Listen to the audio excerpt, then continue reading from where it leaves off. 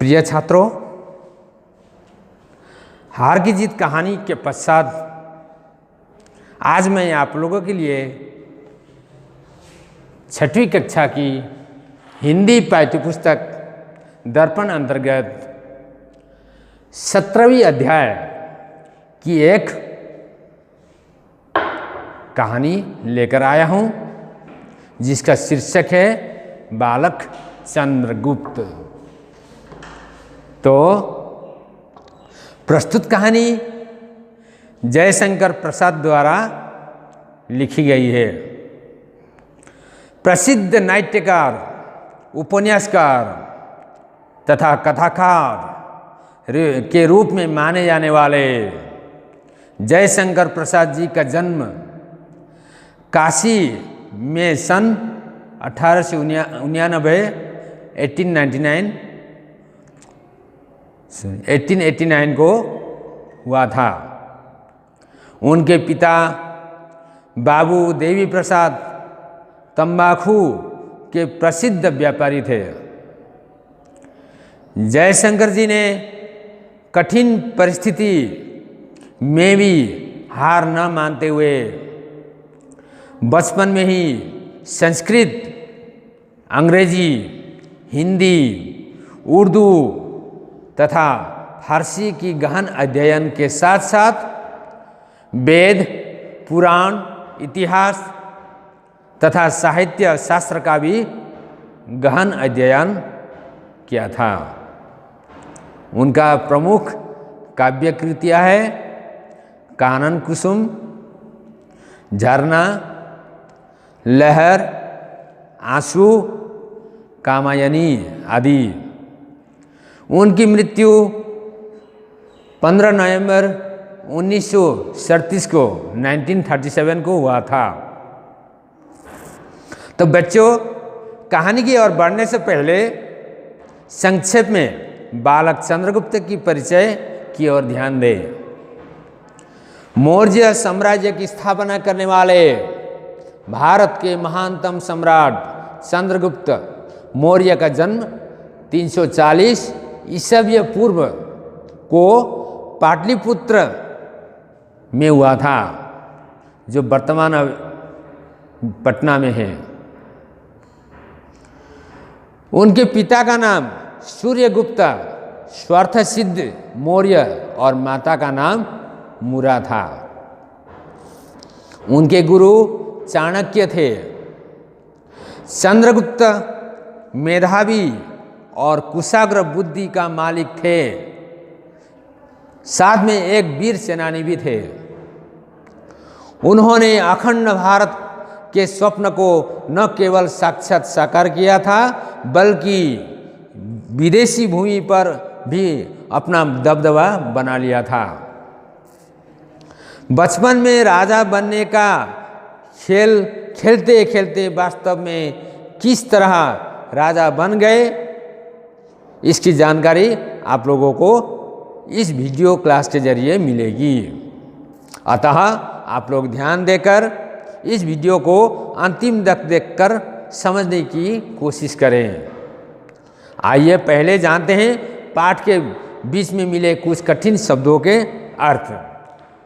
कठिन शब्दों के अर्थ इस प्रकार है: सम्राट मतलब राजा, कुटुंब मतलब परिवार, पुरस्कार इनाम, अभिनय नाटक, दंड सजा, गर्व अभिमान, चाटुकार चापलूस, ढीठाई धृष्टता, अनुमान अंदाजा, बाहुबल भुजाओं की शक्ति।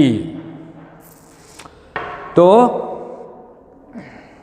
अब बच्चों कहानी की ओर बढ़ते हैं। कहानी में मुख्य दो पात्र हैं। यह कहानी के मुख्य पात्र इस प्रकार है: बालक चंद्रगुप्त, चाणक्य, बालक की माँ और राजा महापद्मनंद। पटना को प्राचीन काल में पाटलिपुत्र नाम से जाना जाता था। यहाँ पीपली कानन नाम का बहुत ही सुंदर बगीचा था।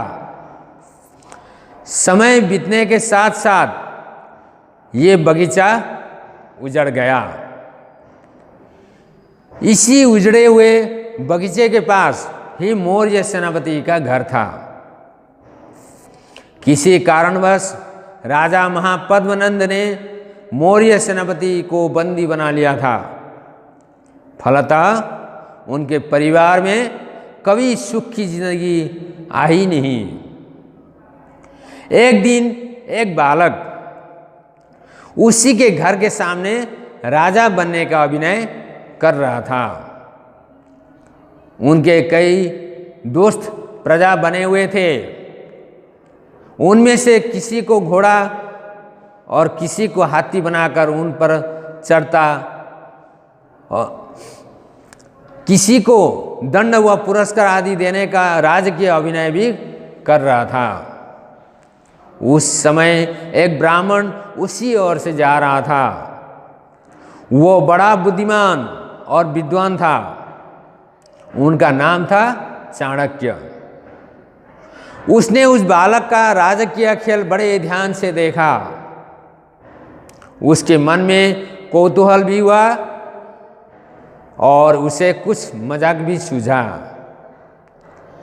याचक ब्राह्मण की तरह बनकर उसने अभिनय करता हुआ बालक से मांगते हुए कहा, राजन, मुझे दूध पीने के लिए गाय चाहिए। बालक ने भी राजा की तरह उदारता दिखाते हुए कहा, सामने गाय चर रही है, उनमें से जितनी चाहिए उतनी गाय ले लो। ब्राह्मण ने हंसकर कहा, राजन, ये किसकी गाय है? ये जिसकी गाय है वो मुझे मारने लगे तो मैं क्या करूंगा? बालक ने गर्व से छाती फुलाकर कहा, किसके साहस है जो मेरे शासन को न माने? जब मैं राजा हूं तो मेरी आज्ञा अवश्य मानी जाएगी। ब्राह्मण ने आश्चर्य होकर पूछा, आपका शुभ नाम क्या है? तभी उसकी मां वहां आई और ब्राह्मण से हाथ जोड़कर बोली, महाराज, ये बहुत ही शरारती बालक है। इसने अगर गलती की है अथवा अपराध की है तो क्षमा कीजिएगा। ब्राह्मण ने कहा, कोई बात नहीं, ये बड़ा होनहार बालक है। इसकी मानसिक उन्नति के लिए आप इसे किसी प्रकार राजकुल में भेजा करो। यह सुनकर उसकी मां रोने लगी और बोली, हम लोगों पर राजकोप है और इस बालक के पिता को राजा ने बंदी बना लिया है। तो ब्राह्मण ने फिर से कहा, इस बालक पर कोई हानि नहीं होगी, तुम इसे राजकुल अवश्य भेजा करो। इतना कहकर ब्राह्मण ने बालक को आशीर्वाद दिया और वहां से चला गया। एक दिन उसकी मां डरते डरते अपने चंचल और साहसी बेटा को लेकर राजसभा में पहुंची। राजसभा का सम्राट महापद्मनंद एक निष्ठुर, निर्दयी और मूर्ख राजा था। साथ में सभासद में भी बड़े बड़े चापलूस और मूर्खों से भरी पड़ी थी। उन दिनों अर्थात प्राचीन काल में राजा एक दूसरे के बल और बुद्धि की परीक्षा लिया करते थे। इसके लिए वे तरह तरह के उपाय भी करते थे। जिस समय मां अपने बेटे को लेकर राजसभा में पहुंची, उस समय किसी राजा के यहाँ से महापद्मनंद की राजसभा सदस्यों की बुद्धि परीक्षण करने के लिए लोहे के पिंजरे में मोम का एक सिंह बनाकर भेजा गया था। साथ में यह भी कहा गया था कि पिंजरे को बिना खोले ही सिंह को निकालना है। इस पर सारे सभासद विचार करने लगे। बेचारे मूर्ख सभासदों को क्या मालूम, किसी को भी इसकी उपाय न सूझी। ये सारी लीला वो बालक देख रहा था। वह साहसी बालक कहाँ मानने वाला था। उसने आगे बढ़कर कहा, इस सिंह को पिंजरे से बाहर मैं निकालूंगा। ये सुनकर सभासद के सब लोग हंस पड़े। सम्राट महापद्मनंद ने आश्चर्य होकर कहा, ये कौन है? मालूम पड़ता है कि बंदी बनाई गई मौर्य सेनापति का लड़का है। वो क्रोधित होकर बोला, यदि तू इसे निकाल न सका तो तुझे भी इस पिंजरे में बंद कर दिया जाएगा। बालक की मां डर गई और सोचने लगी, भला ये विपत्ति कहाँ से आई। पर वो निडर बालक आगे बढ़ा और पिंजरे के पास जाकर उसने पिंजरे में बंद सिंह को अच्छी तरह से देखा। फिर क्या हुआ, उसने लोहे की छड़ों को गर्म करके उस सिंह को गलाकर पिंजरे से खाली कर दिया। सभासद के सभी लोग दंग रह गए। राजा ने बालक से पूछा, तुम्हारा नाम क्या है? तो बालक ने कहा, चंद्रगुप्त। राजा ने उस पर प्रसन्न होकर उसे तक्षशिला के विश्वविद्यालय में पढ़ने के लिए भेज दिया।